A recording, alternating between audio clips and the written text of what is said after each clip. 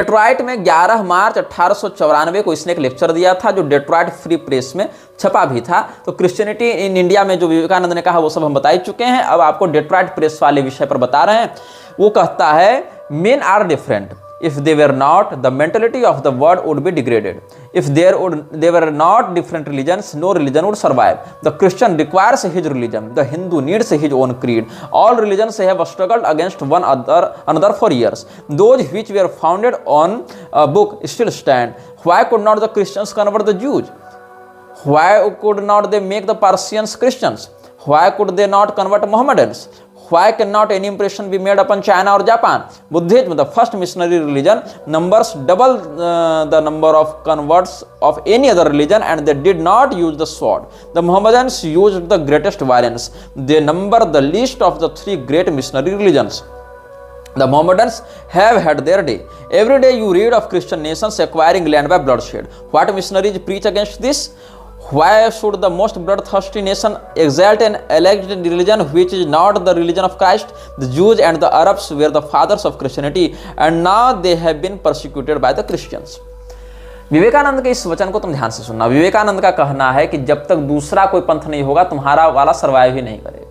और इसी बात को आरएसएस का मोहन भागवत भी कह रहा है कि इस्लाम के बिना हिंदुत्व अधूरा है। विवेकानंद ने भी यही बात कही थी कि अगर तुम प्रैक्टिकली इस्लाम को इंप्लीमेंट नहीं करते हो तो वेदांत के सूत्र तुम्हारे लिए निरर्थक हो जाएंगे। वेदांत के सूत्र चाहे कितने प्रभावी और सुंदर हों, लेकिन वो तब तक निरर्थक है जब तक तुम इस्लाम को प्रैक्टिकली नहीं अपनाओगे। और इसका रेफरेंस हम पहले के वीडियोज में दे चुके हैं, पिछले एपिसोड्स में आप देख सकते हैं, पिछले अनुभागों में हम बता चुके हैं। तो ये क्या कह रहा है कि जो भी एक पुस्तक को लेकर चला है वो टिका है, दूसरे के विरुद्ध संघर्ष किया है। लेकिन ईसाई लोग जिस तरीके से कन्वर्जन में लगे हैं वो उचित नहीं है। आखिर ईसाई लोग मोहम्मद के अनुयायियों को ईसाई क्यों नहीं बना पा रहे, यहूदियों को ईसाई क्यों नहीं बना पा रहे, बौद्धों को ईसाई क्यों नहीं बना पा रहे, ऐसा कह के इसने प्रश्न किया। अब देखो, जितने भी ये लोग हैं, बौद्ध हों या मुसलमान हो, इन्होंने भी नरसंहार किया है, व्यापकता से इन्होंने भी युद्ध इत्यादि किया है अपने मत को प्रसारित करने के लिए। लेकिन कितनी चतुराई से इसने कह दिया कि बौद्धों ने युद्ध मार्ग का परित्याग करके अहिंसात्मक रूप से अपना विस्तार किया, जबकि बौद्धों से कितना खूनी संघर्ष हुआ है शंकराचार्य के भी समय, बाद में भी हुआ है। और आपको जो सेंगचेन तुलु का जो हमने उदाहरण, तुलकू का जो उदाहरण दिया था ना हमने, जो शरद चंद्र दास के साथ गया था, प्रधानमंत्री जो था वहां पंचन लामा का, जिसकी हत्या कर दी गई थी, वहीं से पता चल जाता है कि जिस समय विवेकानंद ये सब बकवास छाप रहा था ना, उसके कंटेम्प्रेरी समय में ही, उसी दशक में ही क्या क्या घटनाएं तिब्बत के बौद्ध कर रहे थे, कैसे भीषण वहां पर संहार चल रहा था। तो विवेकानंद ने यह कहा कि I pity the Hindu who does not see the beauty in Jesus Christ's character. I pity the Christian who does not reverence the Hindu Christ.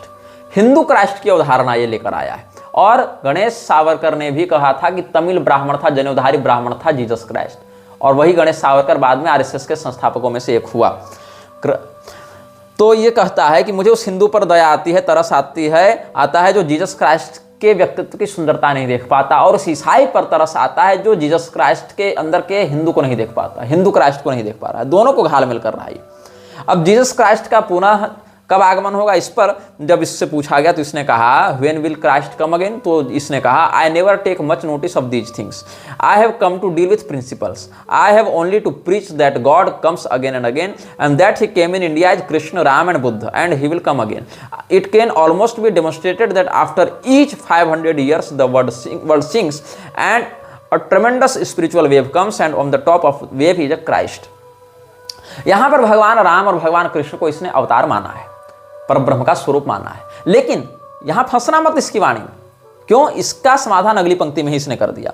इससे जब पूछा गया कि क्या क्राइस्ट दोबारा आएंगे, अगर आएंगे तो कब आएंगे, बोला कि हमको इन बातों से ज़्यादा मतलब नहीं, हमको तो बस ईश्वर का प्रचार करना है, और ईश्वर अलग अलग रूपों में आता है, जिसमें भारत में वह राम के रूप में आया, कृष्ण के रूप में आया, बुद्ध के रूप में आया। हर 500 साल में एक ऐसा समय आता है जब सांस्कृतिक प्रलय हो जाता है और उसमें एक लहर उठती है और उस लहर में सब डूब जाते हैं, लेकिन जब वो लहर शांत होती है तो उस लहर के ऊपर एक ही अस्तित्व दिखता है, क्राइस्ट का अस्तित्व दिखता है। जो सबसे ऊपर बैठा रहता है वही क्राइस्ट है, ऐसा विवेकानंद ने कहा। तो भगवान राम और भगवान कृष्ण को अवतार बताने के बाद भी, परब्रह्म स्वरूप बताने के बाद भी, ये व्यक्ति टॉप में किसको रख रहा है? ट्रेमेंडस spiritual wave comes and on the top of the wave is a Christ. ये सारे लोग ईसा हैं, क्राइस्ट हैं, राम जी भी क्राइस्ट हैं, कृष्ण भगवान भी क्राइस्ट हैं, बुद्ध भी क्राइस्ट हैं, और टॉप पे क्राइस्ट बैठा हुआ है। ये विवेकानंद कह रहा है। अब पूछा गया कि क्या इस अनुसार क्राइस्ट और बुद्ध को एक ही मान लें, तो इसने कहा बिल्कुल, बल्कि मैं तो कहूं कि बुद्ध ही क्राइस्ट के रूप में पुनर्जन्म लेकर आया था। It is my particular fancy that the same Buddha became Christ. क्यों? क्योंकि बुद्ध ने भविष्यवाणी की कि मैं 500 साल में फिर से आऊंगा, और क्राइस्ट 500 साल में आ गया। I will come again in 5 years, Buddha prophesied, and Christ came here in 500 years। और ये पूरे मानवता के 2 प्रकाश स्तंभ हैं, ऐसा विवेकानंद ने दावा किया है। इसी में 2 men have been produced, Buddha and Christ, these are the 2 giants, huge gigantic personalities, 2 gods। 2 ईश्वर आ गए, 2 बड़े भीषण व्यक्तित्व के लोग आ गए, एकदम महानता के शिखर पर बैठे, एक बुद्ध और दूसरे क्राइस्ट। इन्हीं दोनों में ये लहालोड घूम रहा था। और wherever there is the least knowledge in the world, people bow down either to Buddha or Christ। अगर कहीं थोड़ा सा भी ज्ञान किसी के अंदर है, स्लाइटेस्ट ऑफ नॉलेज भी अगर है, तो वो 2 में से किसी एक ही जगह पर माथा झुकाएगा, या तो ईसा के चरणों में या बुद्ध के चरणों में। ये विवेकानंद ने कहा था। हाँ, विवेकानंद स्वयं को वेदांती कहता है। रामकृष्ण मिशन स्वयं को अद्वैत वेदांत का पथ प्रदर्शक कहता है, और वेद का विरोध करने वाले, वेद को अप्रमाण कहने वाले बौद्ध मत की चापलूसी कर रहा है, वेद विरोधी मत वाले ईसा की चापलूसी कर रहा है। फिर इतना ही नहीं रुका, but I hope there will be, Muhammad came 500 years after, 500 years after came Luther with his Protestant wave, and this is 500 years after that again। It is a great thing in a few thousand years to produce 2 such men as Jesus and Buddha। Are not 2 such enough? Christ and Buddha were gods, the others were prophets। Christ और बुद्ध सीधे ईश्वर हैं, बाकी लोग ईश्वर के दूत थे, ये इसने दावा किया है। तो क्राइस्ट से 500 साल पहले बुद्ध का आगमन हुआ, बुद्ध ने कहा हम 500 साल के बाद फिर आएंगे, तो क्राइस्ट आ गया।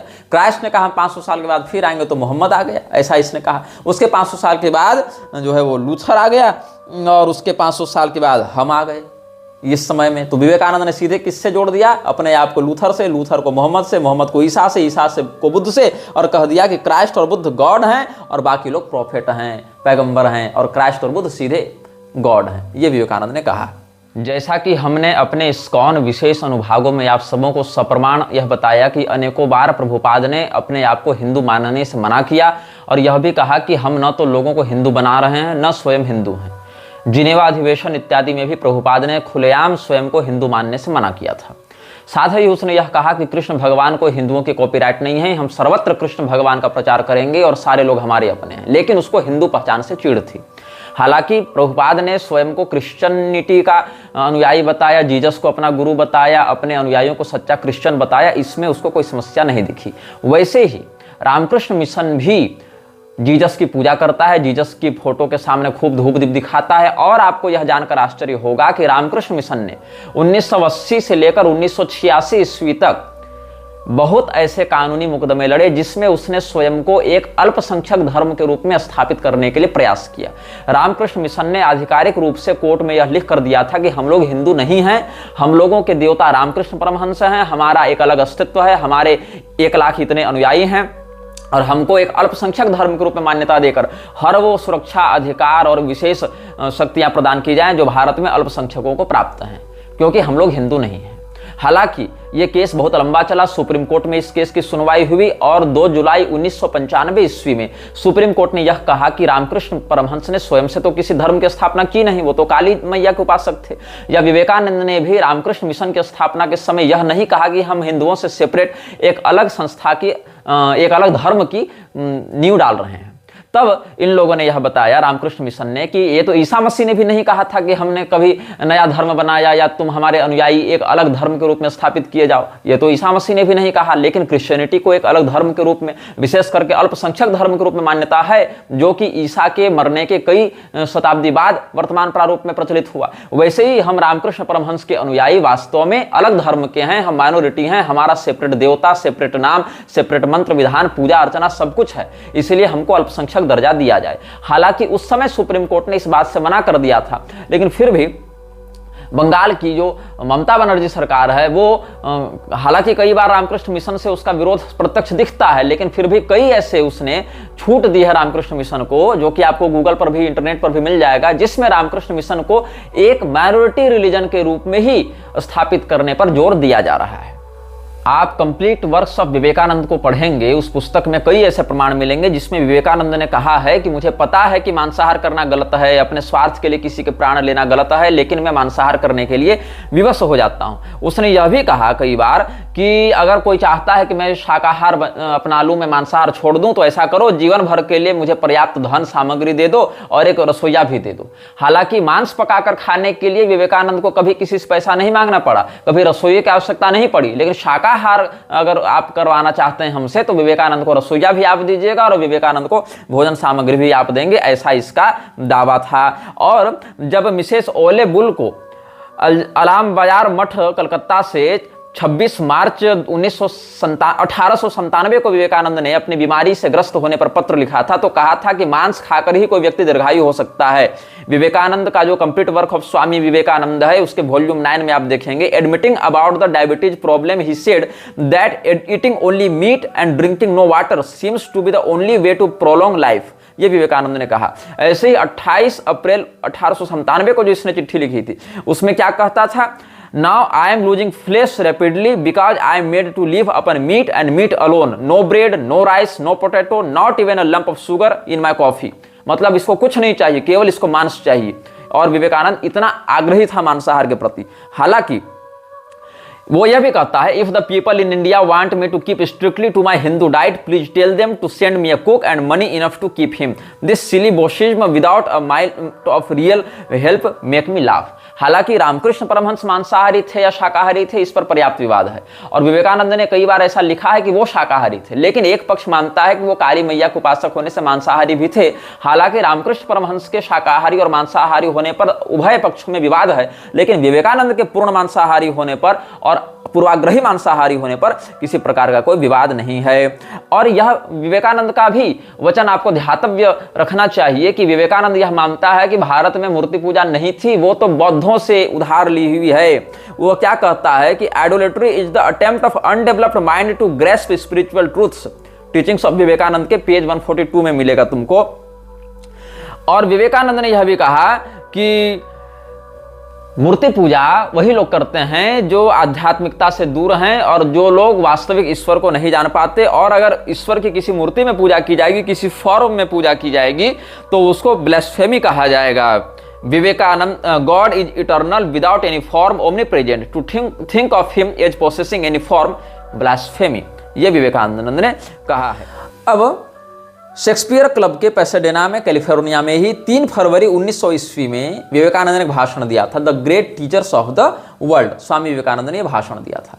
अब इस भाषण में इसने जो बात कही है उसको तुम सुनना। क्या कहता है, इधर तो हिंदुओं के विरुद्ध खूब जहर उगला इसने कि शूद्र लोग आर्य नहीं हैं, आर्य लोग बाहर से आए, यहाँ के शूद्र लोग जब उनसे घुलने मिलने का प्रयास किया तो उन लोगों ने फटकार दिया, ब्राह्मणों ने उनका शोषण किया, ये किया, ब्राह्मणों ने तो क्षत्रिय राजाओं तक का शोषण कर दिया। ये सब बकवास इसने कर दी। और यह भी कहा कि शास्त्र परिवर्तनशील होते हैं, और शास्त्रों में तो यह भी कहा गया है कि बीफ गाय मारकर खा जाने से ही कोई व्यक्ति ब्राह्मण बना रह सकता था, सच्चा हिंदू बना रह सकता था। ये सब बकवास इसने खूब कर दी। और अब ये मोहम्मद की प्रशंसा में क्या कह रहा है ये सुन लो। Mohammed by his life showed that amongst Mohammedans there should be perfect equality and brotherhood.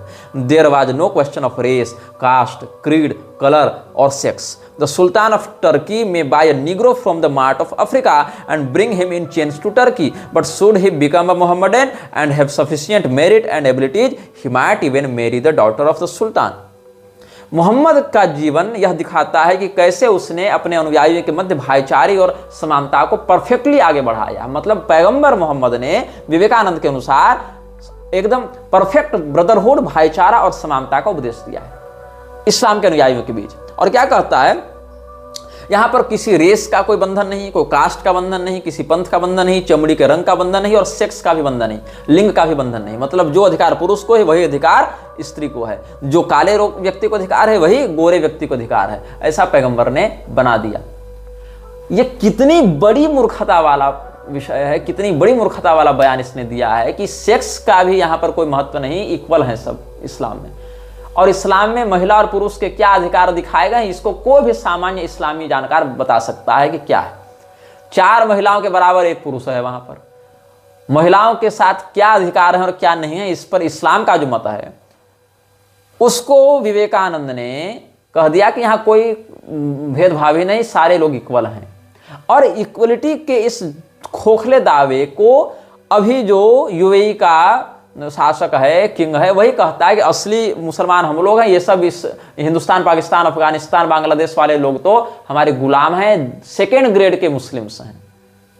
Vivekananda की बात का खंडन आज का ही खलीफा कथित रूप से कर दे रहा है, इनका जो यूएई का किंग है वो कर दे रहा है। और विवेकानंद के समय भी कितने युद्ध होते थे, उससे पहले भी कितने युद्ध हुए इस्लामियों के मध्य ही, वर्चस्व को लेकर, उत्तराधिकार को लेकर। पैगंबर के मरते ही उसके पूरे खानदान वाले 2-3 पीढ़ी जाते जाते मर कट के समाप्त होने की कगार पर आ गए। और वह जो हिंसा और उपद्रव की आग भड़की, उससे पूरा विश्व धीरे धीरे चपेट में आ गया, आज भी आतंकित तो हो रहा है। लेकिन विवेकानंद को यह कहना था कि नहीं, पैगंबर मोहम्मद ने सच्चा भाईचारा और इक्वलिटी का उपदेश किया है। आगे ये क्या मूर्खता दिखा रहा है, उदाहरण देकर अपनी बात को पुष्ट करना चाह रहा है कि सोचो। हालांकि ये शब्द प्रतिबंधित कर दिया गया है, लेकिन ये लिखा गया है इसलिए हम पढ़ दे रहे हैं। क्या कहता है ये कि the sultan of Turkey may buy a negro from the mart of Africa and bring him in chains to Turkey, but should he become a Mohammedan and have sufficient merit and abilities, he might even marry the daughter of the sultan. जो काले गुलामों को बेचा जाता था Africa की मंडियों में, खरीद फरोख्त होती थी, जिनको निग्रो कहा जाता था। हालांकि ये शब्द बाद में प्रतिबंधित कर दिया गया, लेकिन हम रेफरेंस देने के लिए बता रहे हैं आपको। वही निग्रो शब्द को निग्गा कहते थे ये लोग, और निग्गा शब्द जब बैन हो गया तो आजकल के लोग उसको निब्बा कहने लग गए हैं। ये एक अपमानजनक शब्द कहा जाता था उनके लिए, जिसको बाद के सरकारों ने बैन कर दिया गया। तो रेफरेंस देने के लिए हम इसका प्रयोग कर रहे हैं। हम कह रहे थे कि विवेकानंद के अनुसार टर्की का सुल्तान, तुर्की का सुल्तान अफ्रीका के किसी मंडी से किसी गुलाम को अगर खरीद कर लाता है और उसको जंजीरों में जकड़ कर रखता है, और अगर वो गुलाम इस्लाम अपना लेता है और अगर उसमें वो काबिलियत भी है, तो वो सुल्तान की बेटी से शादी भी कर सकता है, इस उच्च पद पर पहुंच सकता है कि सुल्तान का दामाद बन जाए। वह गुलाम जिसको चेन में, जंजीर में बांध कर, जकड़ कर, खरीद कर लाया गया है, अगर वो इस्लाम कबूल कर लेता है और अगर वो उस योग्य है भी, उतनी एबिलिटीज है उसमें, तो वो राजा का दामाद भी बन सकता है। तो कितनी मतलब चापलूसी भरी वाणी से इसने इस्लाम के इस पहलू को दिखाने का प्रयास किया। लेकिन यहीं पर एक सिचुएशन को तुम कंसीडर करो कि तब क्या होगा अगर वो इस्लाम कबूल नहीं करता है। अगर वो इस्लाम कबूल कर लेता है तब तो ये रिजल्ट दिखा दिया विवेकानंद ने। लेकिन ये विवेकानंद ये नहीं बता रहा है कि in the case when he rejects the conversion and doesn't accept to be converted in Islam, then what will be the consequences? अगर वो गुलाम सुल्तान के कहने पर इस्लाम को अपनाने से मना कर देता है, तब उसके साथ क्या होता है, ये इस अंधे को नहीं दिखाई पड़ी। भारत के चलते हुए इतने अत्याचार, जलती हुई जौहर की अग्नि इसको नहीं दिखाई पड़ी, जिन्होंने इस्लाम को अपनाने से मना कर दिया था और अपने प्राणों की आहुति दे दी। इस्लाम को अपनाने पर यह मिलेगा, यह दावा इसने कर दिया, हालांकि तब भी मिलता नहीं है। लेकिन अगर मिलता भी है तो यह सोचो कि अगर हम उसको अपनाने से मना कर देते हैं तब हमारे साथ क्या होगा।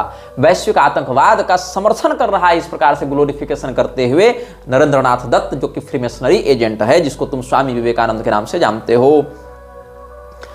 और इतना ही नहीं, what do Hindus do if one of your missionaries chance to touch the food of an orthodox person, he would throw it away, notwithstanding our grand philosophy, you note our weakness in practice, but you see the greatness of the Mohammedan beyond other races, showing itself in equality, perfect equality regardless of race and colour. ईसाइयों को कहता है कि तुम लोग क्या कर रहे हो रेड इंडियंस के साथ, हिंदू लोग भी तो यही सब करते हैं ना, हिंदू लोग तो तुम्हारे द्वारा छुए हुए खाने को फेंक देंगे अछूत मानकर।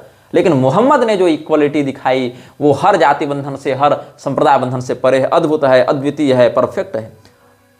और इसीलिए इस व्यक्ति ने ये जो 1900 में भाषण दिया था, उससे 2 साल पहले अपने इस विचारधारा को पुष्ट करने के लिए मोहम्मद सरफराज हुसैन, जो नैनीताल का निवासी था, उसको 10 जून 1998 को अल्मोड़ा से चिट्ठी लिखकर कहा था कि for our own motherland a junction of the 2 great systems, Hinduism and Islam, Vedanta brain and Islam body is the only hope. I see in my mind's eye the future perfect India rising out of this chaos and strife, glorious and invincible with Vedanta brain and Islam body. ये विवेकानंद का षड्यंत्र था। अब विवेकानंद ने एक अद्भुत बात कही है, ऐसी बात कही है जिसको सुनकर तुमको हंसी आएगी। और इसको चिट्ठी में इसने लिखा है, किसके प्रति लिखा है? वाराणसी के रहने वाले प्रमददास मित्र को लिखा था। कब लिखा था? 30 मई 1897 में अल्मोड़ा से लिखा था। हिंदी में पढ़कर सुना देता हूं। बहुत समय से हम आपसे किसी सीधे संपर्क में नहीं हैं, लेकिन आपकी खबर हमको दूसरे लोगों से मिलती रहती है। कुछ समय पहले आपने मुझे गीता की एक कॉपी, ट्रांसलेशन वाली कॉपी मुझे इंग्लैंड भिजवाई थी, और उसके कवर में आपने अपना हस्ताक्षर भी किया था। और हम इस आपके जो उपहार हैं उसको स्वीकार करके उसको अप्रिशिएट करते हैं, और उसके साथ ही हम आपको इस चिट्ठी में अपना पक्ष रखते हैं। जो मेरे विषय में लोग अफवाहें उड़ा रहे हैं, उन अफवाहों को निरस्त करते हैं, ऐसा विवेकानंद ने कहा है। अब क्या अफवाहें, क्या निरस्त किया जा रहा है, इस विषय पर हम चर्चा करेंगे। अब इंग्लिश में पढ़कर बताता हूं, फिर अनुवाद बताऊंगा। Please know these doubts to be groundless. The reason that of that iconic acknowledgement is that I was given to see during 4 or 5 years only that one line of your handwriting on the cover of an English Gita, from which fact I thought if you had no leisure to write more, would you have leisure enough to read much? Secondly, I learnt you were practically the friend of white-skinned missionaries of the Hindu religion, and the roguish black natives were repelling. There was apprehension on this score. Thirdly, I am a Mlech, Sudra, and so forth. I ate everything and anything and everything, and with anybody and everybody, and that in public both abroad and here. In my views, besides much preservation has supervened one attributeless absolute Brahman I see, I fairly understand, and I see in some particular individuals the special manifestations of that Brahman, and if those individuals are called by the name of God, I can well follow. Otherwise, the mind does not feel inclined towards intellectual theorizing, such as the postulated creator and the like. सरल आप भाव ये समझिए कि विवेकानंद ने कहा कि तुमने हमको जो ट्रांसलेशन भिजवाई थी गीता की, उसमें एक ही पंक्ति में अपना हस्ताक्षर कर दिया। लगता है तुम्हारे पास अधिक लिखने का समय नहीं था मेरे लिए, और जब अधिक लिखने का समय नहीं तो अधिक पढ़ने का भी समय नहीं होगा। रही बात हमारे ऊपर लगने वाले आरोपों की कि हम पतित हो गए हैं, आचार भ्रष्ट हो गए हैं, तो हाँ, हम म्लेच्छ हो गए हैं, हाँ, हम शूद्र हैं, हाँ, हम किसी के साथ भी बैठकर कुछ भी खा लेते हैं, हम कहीं भी चले जाते हैं किसी के साथ भी, और कहीं भी खा लेते हैं, सार्वजनिक रूप से भी और एकांत में भी। और इसी से ये बात सिद्ध होती है जब इसने ये कहा कि आई ईट एनीथिंग एंड एवरीथिंग। वहीं से ये सिद्ध हो जाती है जब हमने आपको पिछले अनुभाग में बताया कि वर्ल्ड पार्लियामेंट ऑफ रिलीजन के अधिवेशन के बाद इसने बीफ खाने की, गोमांस खाने की मांग की थी। और इसकी पुष्टि इस लेटर से हो जाती है जब यहाँ स्वीकार कर रहा है कि आई एम अ म्लेच्छ, शूद्र and so forth, I eat anything and everything and with anybody and everybody, and that in public both abroad and here, and in my views besides much preservation has supervened one attribute less absolute Brahman I see. मतलब मुझे सर्वत्र ईश्वर का दर्शन हो रहा है और सर्वत्र हमें अब परमात्मा का ही अनुभव होता है, इसलिए मेरे लिए कुछ भी त्याज्य नहीं, कुछ भी ग्राह्य नहीं। अपने आप को इस लेवल पर यह व्यक्ति दिखा रहा है ताकि अपनी विलासिता और अनुशासनहीनता को छिपा सके। तो कह दिया हम तो सर्वज्ञ हो गए, परब्रह्म स्वरूप हो गए। लेकिन उसी समय ये हिंदुओं को गाली देने से बात नहीं आता, मोहम्मद की प्रशंसा करने से बात नहीं आता, ब्राह्मणों को शोषक बताने से बात नहीं आता है। जब ये सर्वत्र परब्रह्म को देख रहा है तो ब्राह्मणों में भी दिखना चाहिए था इसको, लेकिन इसको केवल शूद्रों और अंग्रेजों में ही दिख रहा है। उस समय जब स्वयं को शूद्र बताकर अंग्रेजों के साथ बैठकर बीफ खाने में इसको मजा आ रहा था, तब केवल इसको ये बात समझ में आती। जब इसको गांजा फूकर मटन भूंजना होता था तब इसको याद आता था हम तो परब्रह्म के स्वरूप हैं, हम तो अद्वैती हैं। बाकी समय इसको नहीं मतलब था, बाकी समय वेद हटाओ, कुरान हटाओ, बाइबल हटाओ, वन रिलीजन लेकर आओ, हमारे अनुसार चलो, ये इसको महत्वाकांक्षा घेरी हुई थी। इतना ही नहीं, आगे देखो, इसी पत्र में आगे कहता है, Such a God I have seen in my life and His commands I live to follow। मैंने ऐसे ही ईश्वर को जीवन में देखा और उसी की बात हम मानते हैं। क्यों? स्मृति की बात हम नहीं मानते, पुराणों की बात हम नहीं मानते। क्यों नहीं मानते? तो कहता है, the Smritis and the Puranas are productions of mean of limited intelligence and are full of fallacies, errors, the feeling of class and malice. अपने अभिमान, घृणा, द्वेष, कपट, भ्रम और मिथ्या जाल को बढ़ाने के लिए मंदबुद्धि लोगों के द्वारा स्मृतियों और पुराणों की रचना की गई थी। इसने यह दावा किया, यह सनातन धर्म के ग्रंथों को गाली दे रहा है। इसने कभी कुरान के विषय में ऐसा नहीं कहा, बाइबल के विषय में ऐसा नहीं कहा, लेकिन इन ग्रंथों की, स्मृति पुराण आदि के विषय में यह कह रहा है कि ये तो कपटी धूर्त लोगों के द्वारा अपने घृणा को बढ़ाने के लिए, अपने पाखंड को बढ़ाने के लिए मंदबुद्धियों के द्वारा लिखे गए पुस्तक हैं। Only parts of them breathing broadness of spirit and love are acceptable, the rest are to be rejected. जितने अंशों में वो उन पुस्तकों में प्रेम इत्यादि की बात है उसको स्वीकार कर लो, बाकी को रिजेक्ट कर दो। यही आरएसएस भी आज करने में लगा हुआ है। अब देखो क्या कहता है, the Upanishads and the Gita are the true scriptures. Upanishad और गीता सच्चे हैं, इसमें इसको संदेह नहीं था। Ram Krishna Buddha Chaitanya Nanak Kabir and so on are the true avatar. Chaitanya महाप्रभु को ये सच्चा अवतार बता रहा है, लेकिन चैतन्य महाप्रभु ने श्रीमद् भागवत को प्रामाणिक ग्रंथ माना और श्रीधरी टीका को प्रामाणिक माना, उस पर यह चिंतन नहीं कर रहा है ये व्यक्ति। चैतन्य महाप्रभु को ट्रू अवतार मान रहा है, लेकिन चैतन्य महाप्रभु जिस श्रीधरी टीका का समर्थन कर रहे हैं उस श्रीधरी टीका को ये नहीं मान रहा है। चैतन्य महाप्रभु जिस शंकराचार्य संप्रदाय से दंड संन्यास ले रहे हैं उनके विषय में क्या कहता है तो सुन लो।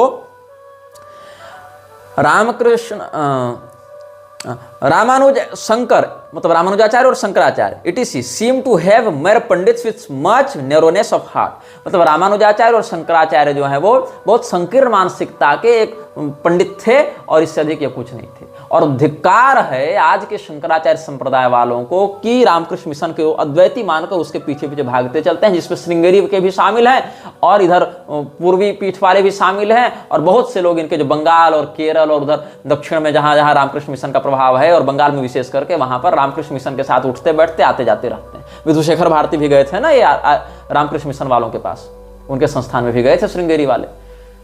और विवेकानंद क्या कह रहा है कि पुराण इत्यादि तो सब ये सब मिथ्या कल्पित सब भ्रम प्रसारक ग्रंथ हैं, स्मृतियां भी उसी कोटि में आती हैं इसके लिए। और चैतन्य महाप्रभु सच्चे अवतार तो थे, क्योंकि बंगाल का था, वहां से विरोध तो कर नहीं पाता। तो ये सब अवतार जो है राम कृष्ण बुद्ध चैतन्य नानक कबीर ये सब ट्रू अवतार है, लेकिन इन सबसे ऊपर जो अवतार है वो कौन है? वो रामकृष्ण परमहंस का अवतार है। इसलिए अवतार वरिष्ठाय रामकृष्णाय ते नमः, इस प्रकार का अभिवादन विवेकानंद ने किया है। क्या कहता है? Ram Krishna Buddha Chaitanya Nanak Kabir and so on are the true avatar, for they had their hearts broad as the sky and above all Ramakrishna. आगे Ramanuja Shankar ETC seem to have been mere pundits with much narrowness of heart, where is that love that weeping heart at sorrow of others, dry pedantry of the pundit and the feeling of only one self getting the celebration, Harish करी, but is that going to be possible, sir? Was it ever likely or will it take ever be so? Can anything be attained with any shred of I left anyhow? इस प्रकार से धिक्कारा है इसने शंकराचार्य और रामानुजाचार्य को। अब आगे इसने क्या लिखा है इस चिट्ठी में कुछ पैरा के बाद, over and above I come to see from my studies that the disciplines of religion are not for the Shudra. If he exercises any discrimination about food or about going out to foreign lands, it is all useless in his case, only so much labor lost. I am a Shudra, a Mlech, and I have nothing to do with all that botheration. कह रहा है कि मैं एक म्लेच्छ हूँ, इसलिए मुझे कोई फर्क नहीं पड़ता कि मैं विदेश जा रहा हूँ कि नहीं जा रहा हूँ, अंग्रेजों के साथ खा रहा हूँ कि नहीं खा रहा हूँ। ये विवेकानंद ने अंत में खुल्लम खुल्ला कह दिया। नंगा नहाएगा क्या, नहीं छोड़ेगा क्या? अब कोई व्यक्ति अगर सड़क पर नंगा नाच ही करने लग जावे, कोई महिला ही अगर सड़क पर नंगा नाच करने लग जावे तो आप लोग क्या करेंगे? नजर झुकाकर नहीं करेंगे, जाओ पागल हो गया है। बस उसी स्तर पर आप इस व्यक्ति के बयान को भी समझ लें कि जब धर्म के अनुसार इसको समझाने का प्रयास भी किया लोगों ने तो कहते अरे छोड़ो, हमको तुम पतित मानते हो, जाओ ठीक है, हम म्लेच्छ हैं, हम पतित हैं, हम शूद्र हैं, हमको इन सभी बंधनों से कोई मतलब नहीं, तुम अपनी पोंगा पंडिताई अपने पास धरे रहो। ये विवेकानंद ने कह दिया। अब थेथर का क्या इलाज, इस निर्लज्जता का क्या इलाज है? जाओ, हजारों पढ़े हैं तुम्हारे जैसे, पढ़े रहो तुम भी अपना। 39 साल जाते जाते मर गया 50 तरह की बीमारियों से ग्रस्त होकर। और इस बीमारी के लिए इसने स्वयं को उत्तरदायी नहीं बताया कि हमने अनुशासनहीनता की, हम गांजा फूक के मांस ठूस के बैठे रहते थे इसलिए ऐसा हुआ, ये नहीं कहता था। विवेकानंद ने इसका दोष भी धर्म गुरुओं को ही दिया, प्रायश्चित शोधकों को ही दिया। कैसे दिया आगे बताता हूं। ये क्या कह रहा है? अच्छा, आगे इसने लिखा था, to me what would mlechchhas food matter और pariahs, it is in the books written by priest that madnesses like that of caste are to be found and not in books revealed by from God, let the priests enjoy the fruits of their ancestors achievement while I follow the word of God और my good lies there. अब E T को इसने Ridgely मैनोर से जो 14 सितंबर 1899 ईस्वी को चिट्ठी लिखी थी, उसको जब तुम पढ़ोगे तो और हंसी आएगी। ये क्या लिखता है, मतलब अपने प्रमाद को कैसे दिखा रहा है। I have simply been taking rest at the Leggetts and doing nothing, Abhedananda is here, she has been working hard. कि माय डियर स्टडी, मैं लेजेट्स में बैठकर मस्त आराम कर रहा हूं, कुछ नहीं कर रहा हूं। अभेदानंद यहाँ है, सारा काम वही कर रहा है, हार्ड वर्क वही कर रहा है। He goes in a day और to resume his work in different places for a month, after that he comes to New York to work. ठीक, अभेदानंद इसके साथ था। अब इसने क्या कहा, इसके साथ विवेकानंद के साथ क्या क्या घटनाएं घटित हुई इसको ये बता रहा है। In India the same defects plus eating with Europeans have been taken exception to by many. I was driven out of a private temple by the owners for eating with Europeans. I wish I was malleable enough to be molded into whatever one desired, but unfortunately I never saw a man who could satisfy everyone, nor can anyone who has to go to different places possibly satisfy all. ये व्यक्ति क्या कर रहा था, Europeans के साथ बैठकर विवेकानंद मांस ठूस रहा था।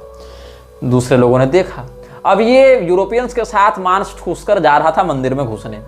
लोगों ने मना किया, मंदिर में नहीं भाई, तुम लच्छों के साथ भोजन करके वो मांस ठूस के मंदिर में कहाँ घुसे चले आ रहे। तो इसको लग गया बुरा कि हमारे साथ भेदभाव किया जा रहा है, मतलब अपने इसको सारी मनमानी करनी थी और हमारे माथे में चढ़ के नाचना भी था और इसको मंदिर में घुसना भी था।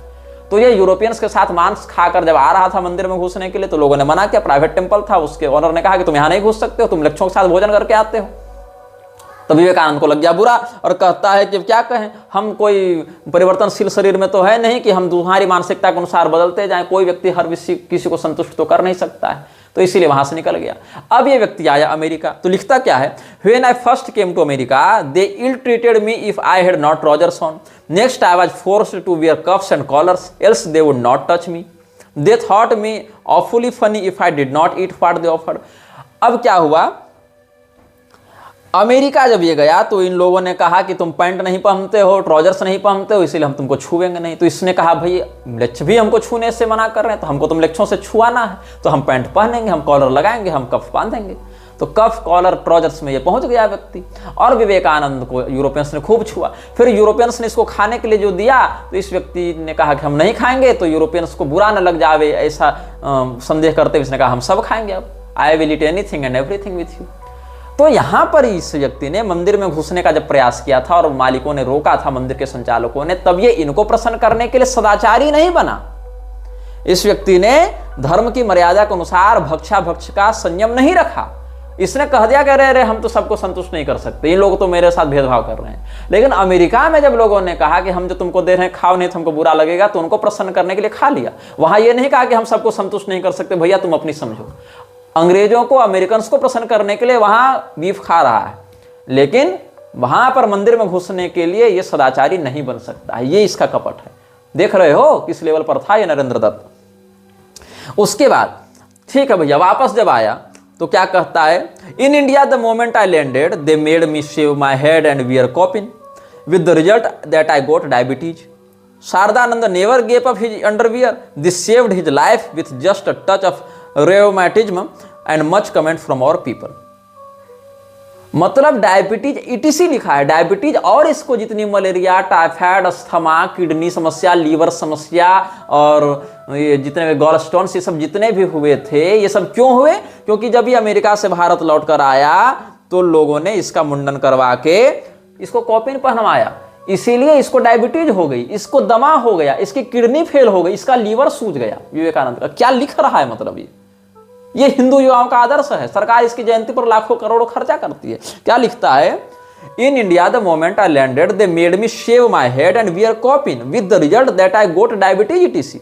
Sharadanand never gave up his underwear, this saved his life with just a touch of rheumatism and much comment from our people. थोड़ा बहुत बीमार पड़ा शारदानंद, लेकिन उसको डायबिटीज इत्यादि बड़े रोग नहीं हुए, क्योंकि उसने अपना अंडरवियर नहीं छोड़ा, कॉपिन नहीं पहना। अब क्या इन लोगों ने, कॉपिन पहनने से दमा का क्या संबंध है जी? कॉपिन पहनने से किडनी फेल कैसे हो जा रही है? कॉपिन पहनने से लीवर कैसे तुम्हारा सूज जा रहा है? मटन ठूस के गांजा फूक के भंड पड़े हुए हो, दमा हो जा रहा है, तुमको किडनी फेल हो जा रही है तुम्हारी, उस पर ध्यान नहीं है। लोग माथा छिल के तुमको कॉपिन पहना दिया, तुमको डायबिटीज हो गई। गजब लेवल ज्ञान चल रहा है विवेकानंद का। लेकिन और ये इसने ऑथेंटिसिटी को प्रूफ करने के लिए मैंने प्रमाण दिया है। इसने कब लिखा? इसने स्टडी को, ईटी स्टडी को रिजली मैनवर से 14 सितंबर 1899 को लिखी चिट्ठी में ऐसा कहा है। उसकी ऑथेंटिक चिट्ठी से बता रहा हूं, पत्रावली इत्यादि में तुम देख भी सकते हो।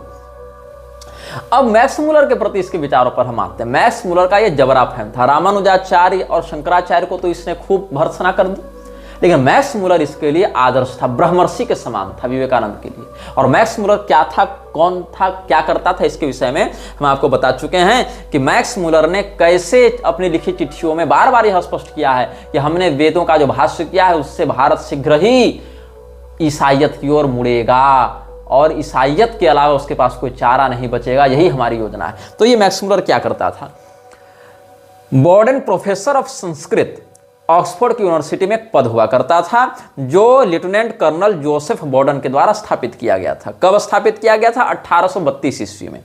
ये position, the position of Boden professor of Sanskrit at the university of Oxford was established in 1832 with money bequeathed to the university by lieutenant colonel Joseph Boden, a retired soldier in the service of the East India Company. East India Company के एक retired lieutenant colonel Joseph Boden के दिए अनुदान से Oxford university में एक prestigious professor पद का सृजन किया गया जिसको कहा जाता था बॉर्डन प्रोफेसर ऑफ संस्कृत। इस प्रोफेसर का काम क्या होता था, जो जोसेफ बॉर्डन था उसने ये पैसा क्यों दिया था, ये प्रोफेसरशिप क्यों दी थी, he wished the university to establish a Sanskrit professorship to assist in the conversion of the people of British India to Christianity, and his bequest was also used to fund scholarships in Sanskrit at Oxford.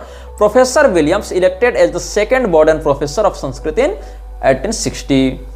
Monier Williams दूसरा बॉर्डन professor था 1860 में, जिसको नियुक्त किया गया था Oxford विश्वविद्यालय में। और ये व्यक्ति जो जोसेफ बॉर्डन था उसने पैसा क्यों दिया था यूनिवर्सिटी को, ताकि वहां संस्कृत प्रोफेसरशिप की स्थापना की जाए और संस्कृत ग्रंथों का विकृत भाष्य तैयार किया जाए या संस्कृत में बाइबल इत्यादि का प्रचार करके उसको ऑथेंटिक सिद्ध किया जाए। और इसी के बाद जो बॉर्डन प्रोफेसरशिप की स्थापना की गई थी, इसी के बाद भारत में संस्कृत भाषा का प्रयोग करके लोगों को ईसाई बनाने का अभियान प्रारंभ हुआ, जिसमें सबसे बड़ा नाम है मत परीक्षा के लेखक जॉन मूर का। जिस जॉन मूर के पुस्तक मत परीक्षा से कैरेक्टर सत्यार्थी को उठाकर और कृष्णदास मूल जी से की पत्रिका सत्य प्रकाश से उठाकर सत्यार्थ प्रकाश छाप दी दयानंद ने, जिसने भारत को उसके मूल सांस्कृतिक कुलधर्म व्यवस्था से सीधे सीधे काट दिया और अर्धनास्तिक के समान बना दिया।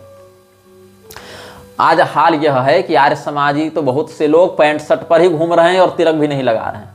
हालांकि हिंदू भी ऐसा कर रहे हैं, लेकिन कम से कम हिंदू उसको धर्मशास्त्र से वैध सिद्ध नहीं कर सकते, लेकिन आर्य समाजी तो वैध भी सिद्ध करने पर तुले हुए हैं। विवेकानंद भी इसी प्रकार का था, शिखा सूत्र का तो खैर अधिकार ही नहीं था, लेकिन तिलक भी नहीं लगाता था विवेकानंद। बस एक पगड़ी बांधी और निकल ली और कह दिया हम तो म्लेच्छ हैं, शूद्र हैं, चाहे जो खाएं चाहे जहां रहें। और इस व्यक्ति को बौद्धिक हस्ती के रूप में सरकार दिखाती है और लोग मानते हैं। अच्छा, अब मोनियर विलियम्स ने क्या किया, Williams laid great stress in his campaign on the intention of the original founder of the chair that the holder should assist in converting India through dissemination of the Christian scriptures. Max Muller ने अब क्या किया, Muller's view was that his work on the Rigveda was of great value for missionary work and published testimonials accordingly. He also wanted to teach wider subjects as such as Indian history and literature to assist missionaries, scholars and civil servants, a proposal that William criticized as not in accordance with the original benefactor's wishes. Joseph Boden ने कहा था कि हम संस्कृत का प्रयोग करके लोगों को ईसाई बनाएंगे और इसीलिए उसने बॉर्डन प्रोफेसरशिप की स्थापना भी ऑक्सफोर्ड यूनिवर्सिटी में की थी। मोनियर विलियम्स जब दूसरा व्यक्ति था इस पद पर बैठने वाला, उसने डिक्शनरी इत्यादि तैयार करके सिविल सर्वेंट्स के लिए और स्कॉलर्स के लिए जो ईसाइयत को प्रसारित करने के लिए संस्कृत सिखाना प्रारंभ किया था। उसी समकाल में मैक्स मुलर ने ऋग्वेद का भाष्य भी ईसाइयत को बढ़ावा देने के लिए किया। लेकिन विलियम्स और मैक्स मुलर में झगड़ा चल रहा था। किस बात का झगड़ा चल रहा था, हम प्रोफेसर बनेंगे कि हम प्रोफेसर बनेंगे, क्योंकि प्रेस्टिजियस पोस्ट था ये, इसीलिए हमको बने कि तुमको बने। इसका जो झगड़ा था, इसमें इन्होंने ये दिखाया कि ये दोनों एक दूसरे के काम को क्रिटिसाइज करें। मैक्स मुलर का काम मोनियर विलियम्स की नज़र में जो जोसेफ बॉर्डन था उसकी अपेक्षाओं के अनुरूप नहीं था और उस शीघ्रता से ये काम नहीं कर पा रहा था, इसीलिए उस व्यक्ति को ये प्रोफेसरशिप नहीं मिलनी चाहिए, ऐसा उसका मानना था। और क्या हुआ, न्यूज़पेपर्स में भी ये सारी राइवलरी खूब छपी। Although generally regarded as superior to Williams in scholarship, Muller has the double disadvantage in the eyes of some of being German and having liberal Christian views.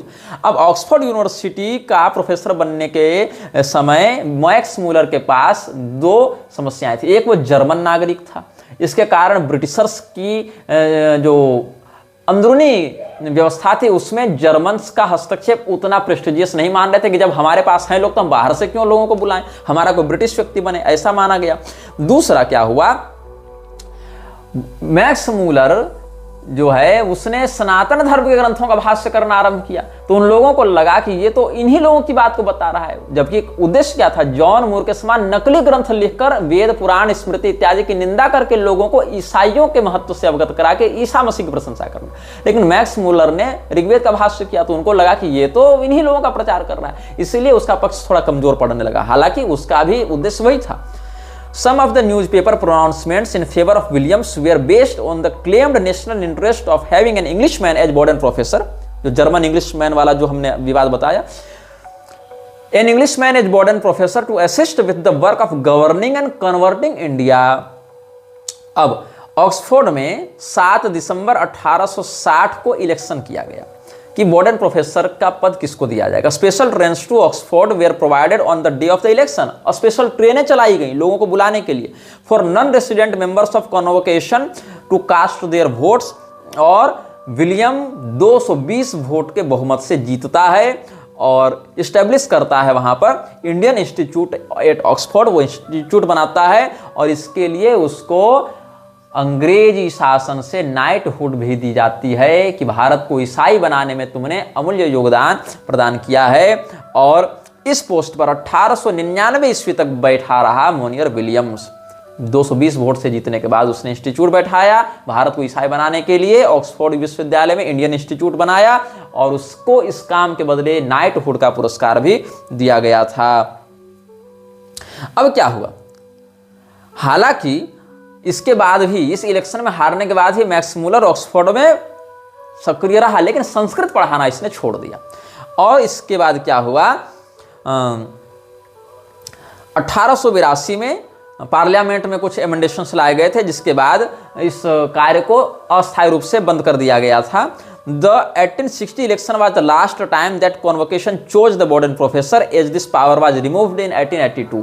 तो क्या हटा दिया गया उसमें से नियम कि इलेक्शन से अब नहीं बनेंगे यहाँ पर जो प्रोफेसरशिप वाली बात है, अब यहाँ पर दूसरे विधान से बहाली होगी, जैसे नेचुरल प्रोफेसरशिप में प्रमोट किया जाता है वैसे ही होगी, यहाँ इलेक्शन वाली बात नहीं होगी, क्योंकि मैक्स मूलर अपना काम धीरे धीरे छोड़ने लगा कि जाओ फिर उसी को पोस्ट दो, हम तो जर्मन है भैया, हम तो ब्रिटिश हैं, हम तुम्हारे काम में क्यों सहयोग करें। तो एक प्रकार से उसने असहयोग करना आरंभ कर दिया। तो लोगों ने कहा अच्छा चलो कोई बात नहीं, अब बन गया तो बनने दो, अब हम इस प्रकार इलेक्शन से किसी को बॉर्डन प्रोफेसरशिप नहीं देंगे।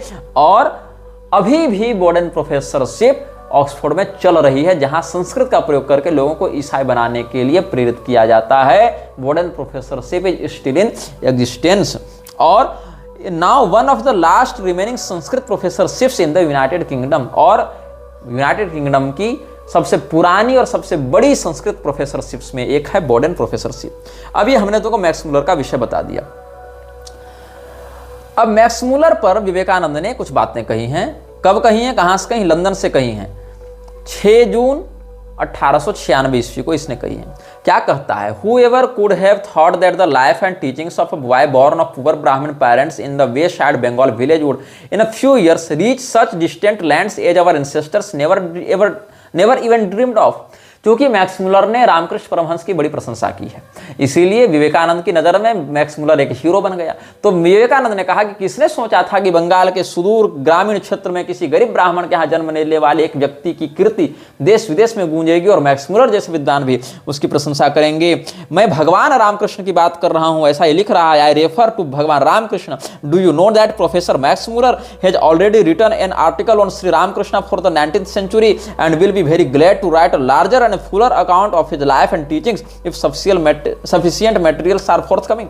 क्या तुम जानते हो कि प्रोफेसर मैक्स मूलर ने भगवान रामकृष्ण के ऊपर, भगवान शब्द का प्रयोग कर रहा है, राम और कृष्ण शब्द के लिए इसने भगवान नहीं लिखा है, बहुत स्थानों पर केवल राम कृष्ण शिव ऐसे लिख दिया, लेकिन यहां पर भगवान रामकृष्ण बताया रहा है। एक नए देवता को कैसे स्थापित किया जा रहा है। उधर भगवान रामकृष्ण का मंदिर बनाकर पूजा करो, रामकृष्ण परमहंस की चलेगा। भारत माता मंदिर बनाकर भारत माता की पूजा करो, चलेगा। स्विट्जरलैंड में जाकर वर्जिन मैरी के चरणों में फूल चढ़ाओ, वो भी चलेगा। लेकिन हिंदुओं को अपने देवी देवता 50 साल के लिए भूल जाना चाहिए, ये षड्यंत्र था विवेकानंद का। मतलब इसके गुरु क्यों मूर्ति बनाकर देवता समान पूजा करो, ठीक है।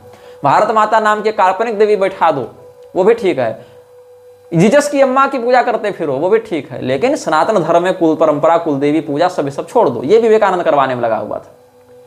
तो मैक्स मुलर ने जो जीवनी लिखी थी रामकृष्ण परमहंस की, और यह कहा था कि अगर हमको और भी प्रमाण और भी जानकारी दी जाएगी तो हम और भी अच्छे से इसका एक लार्जर एडिशन निकालेंगे। इस बात से विवेकानंद बड़ा प्रसन्न हुआ और विवेकानंद ने कहा कि ठीक है, हम बिल्कुल करेंगे। I should say that I went to pay my respects to him for whosoever loves Shri Ramakrishna whatever be his or her sect or creed or nationality, my visit to that person I hold as pilgrimage. मद भक्तानां च ये भक्तास्ते में भक्ततमा मता, then who are devoted to they who are devoted to those who love me, they are my best डिवोटेज, is that not true. अब भगवान की वाणी कि जो मेरे भक्तों के भक्त हैं वो मेरे और अधिक प्रिय भक्त हो जाते हैं, इस वाणी को उठा दिया इसने मैक्स मुलर के ऊपर कि चूंकि मैक्स मुलर प्रेम करते हैं रामकृष्ण परमहंस से, इसलिए हम भी मैक्स मुलर से प्रेम करेंगे, बहुत बढ़कर प्रेम करेंगे। और जैसे कोई व्यक्ति पवित्र तीर्थ यात्रा करता है वैसे मैक्स मुलर के पास विजिट करेंगे उसको सम्मानित करने के लिए। मैक्स मुलर ने ईसाइयों को बढ़ावा देने के लिए, भारत को सांस्कृतिक पतन की स्थिति में पहुंचाने के लिए जो षड्यंत्र किया उस पर इसका कोई ध्यान नहीं है विवेकानंद का। इसको बस अपना एक एजेंडा सेट करना है, अपने एनजीओ का प्रचार करना है, फंड रेजिंग करनी है। जैसे योगदास सत्संग वाला कर रहा है, इस्कॉन वाला कर रहा है, वैसे रामकृष्ण मिशन वाला भी इस प्रकार से करने में लगा हुआ है। अब विवेकानंद और मैक्स मुलर की जब भेंट हुई है तो उसमें इसने जो ब्रह्म समाज का लीडर केशव चंद्र सेन था, उन सब बातों का यहाँ वर्णन करने के बाद आगे बढ़ते हैं इसी में। तो Ramakrishna is worshipped by thousands today, professor I said, to whom else shall worship be accorded if not to such. मतलब रामकृष्ण परमहंस आज हजारों लोगों के द्वारा पूजित हो रहे हैं, अगर इनकी पूजा नहीं होगी तो फिर हम किनकी पूजा करेंगे, ऐसा कह के रामकृष्ण परमहंस को ये ग्लोरीफाई करता है। और अस्टडी, जिसके सामने उसने नहीं कहा था, अस्टडी को लिखे चिट्ठी में कि कॉपिन पहना के हमको भारत के लोगों ने डायबिटिक बना दिया, अस्थमा का मरीज बना दिया, हमको डायरिया करवा दिया, उसी व्यक्ति के साथ और ये मीटिंग हुई थी। तो अस्टडी और मैक्स मुलर और विवेकानंद ये तीनों साथ में थे और साथ में बैठकर लंच भी कर रहे थे। और ऑक्सफोर्ड में बहुत से कॉलेज और बॉडलियन जो लाइब्रेरी है वहाँ पर जाकर मैक्स मुलर ने इसको बहुत कुछ दिखाया, रेलवे स्टेशन भी छोड़ने गया। और क्या कहता है कि ऐसा रोज रोज थोड़ी होता है कि रामकृष्ण परमहंस के किसी शिष्य का हमको दर्शन हो जाए। दोनों खूब एक दूसरे को तेल लगाए हैं। और इधर से इसने क्या कहा विवेकानंद ने कि हिंदू अपने देवी देवताओं की पूजा भूल जाएं, और उधर से मैक्स मुलर ने कहा कि भारत को ईसाई बनाने के लिए हम इधर से सामग्री तैयार कर ही रहे हैं, और दोनों साथ में बैठकर लंच कर रहे हैं, खूब एक दूसरे के ग्लोरीफाई कर रहे हैं। तो ये सिंडिकेट कहाँ जाकर काम कर रहा था, इसको तुम समझ लो।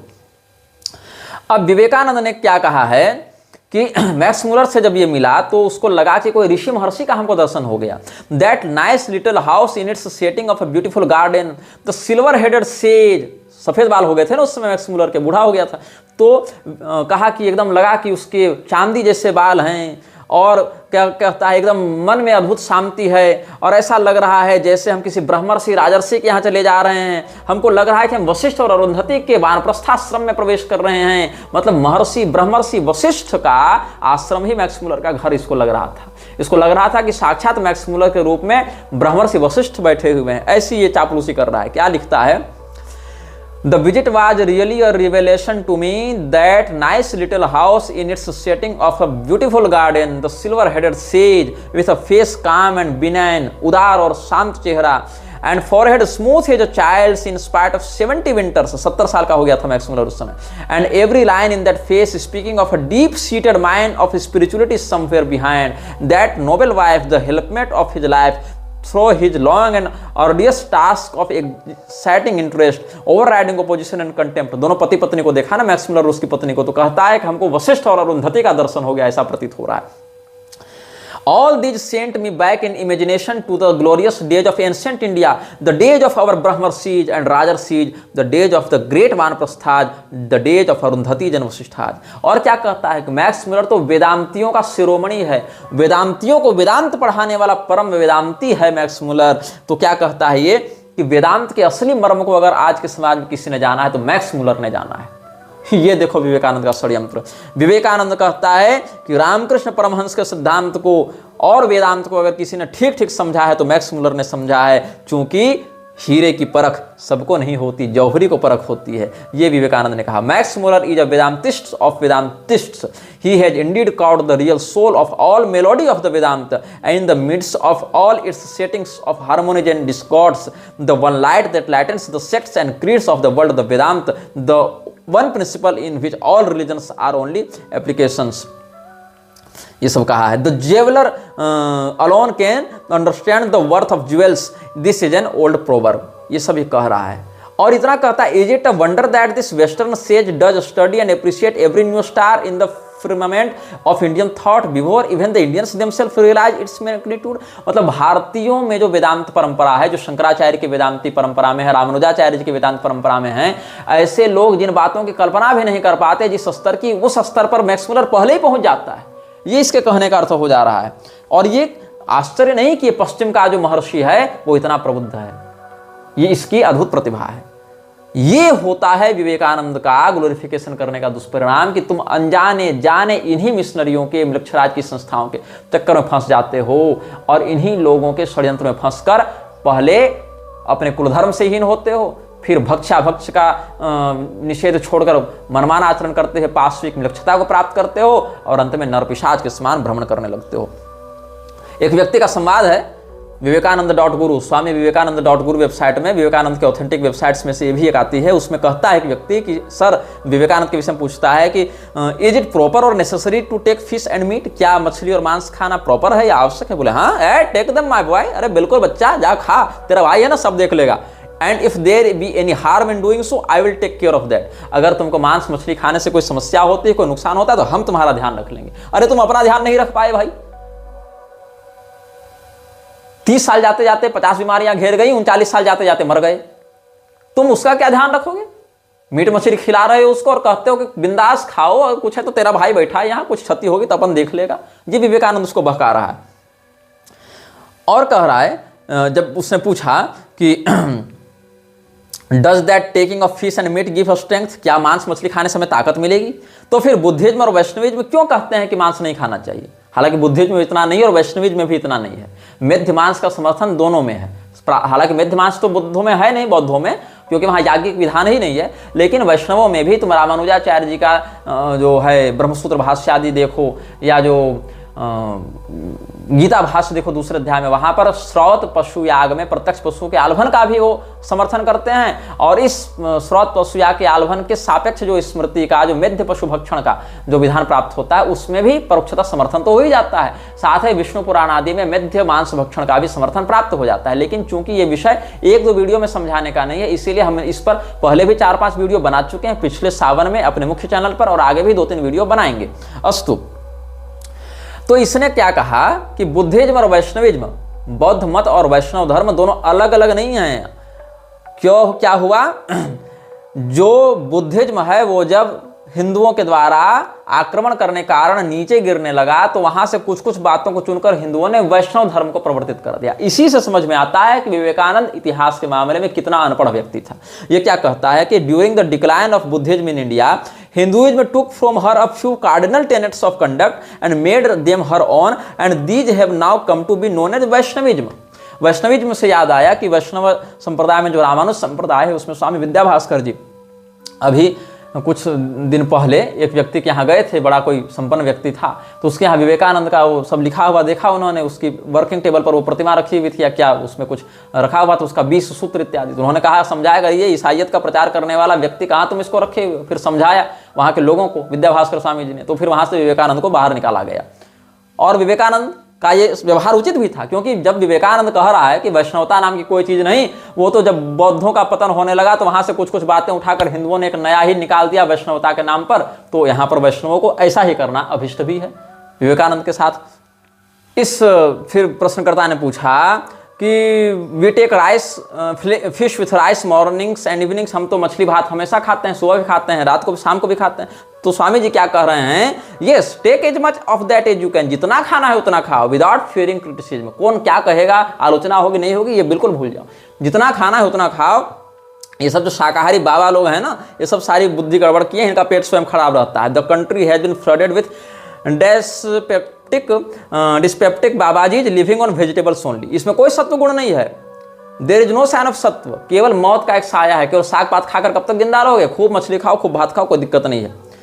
तो इसने पूछा कि अच्छा, अगर मछली और भात खाते रहेंगे, मीट खाते रहेंगे, तो क्या रजोगुण नहीं बढ़ेगा? तो कहा कि बिल्कुल राजस्व बढ़ेगा।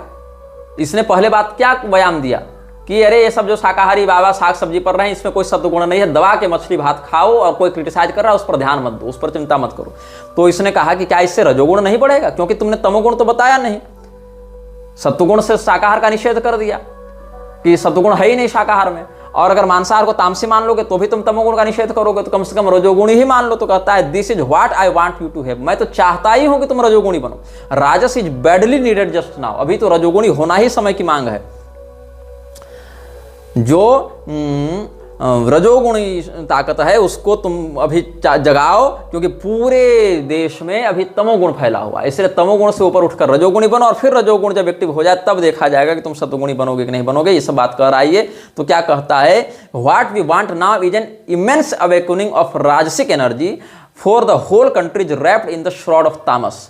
The people of this land must be fed and clothed, must be awakened, must be made more fully active।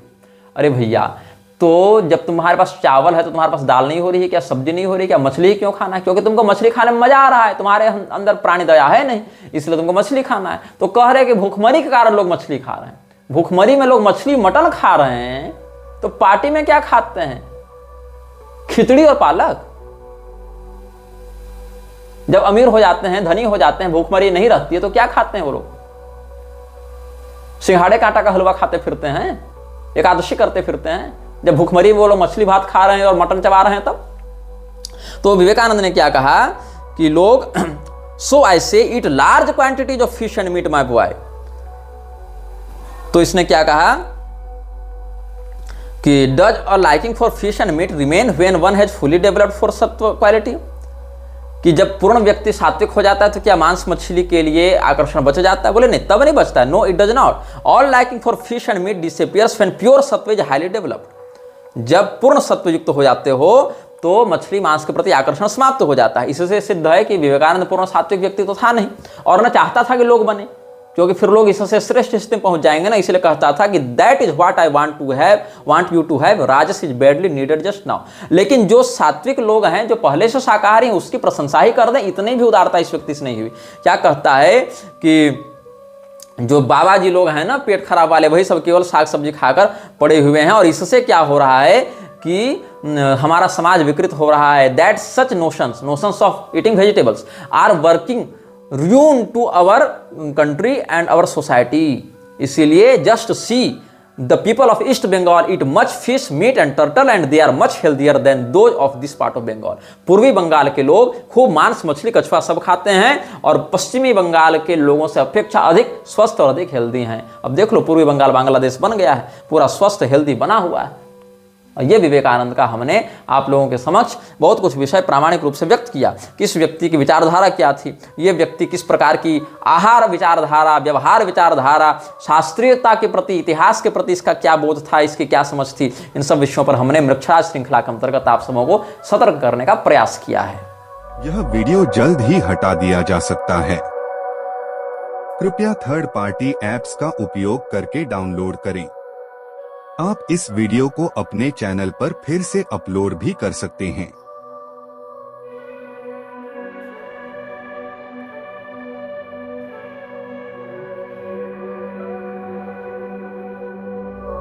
This video may get deleted soon. Please download using third-party apps. You may also re-upload this video on your channels. Thank you.